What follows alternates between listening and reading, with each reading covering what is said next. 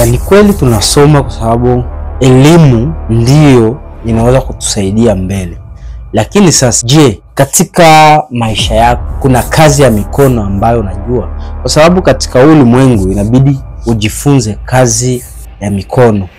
Inasaidia sana. Unajua hizi kazi ndogo ndogo waga zinakusaidia mbele kuliko shule. Najua umesoma, unaweza maliza masomo na usipate kazi. Lakini ukikuwa unajua hizi kazi za ujenzi, kazi za kunyoa, kazi za utayere, unaona hizo kazi zinasaidia sana. Na kama ulikuwa bado unajua hata kazi moja ya mikono, na kuomba nendeni ukajifunze kazi. Sababu masomo, usifikirie kwamba ukiacha shule ama ukimaliza shule unaenda kupata kazi. Sio hivyo. Pambana ujue kazi ya mikono kwanza. Hiyo itakusaidia sana na utakuja kunishukuru.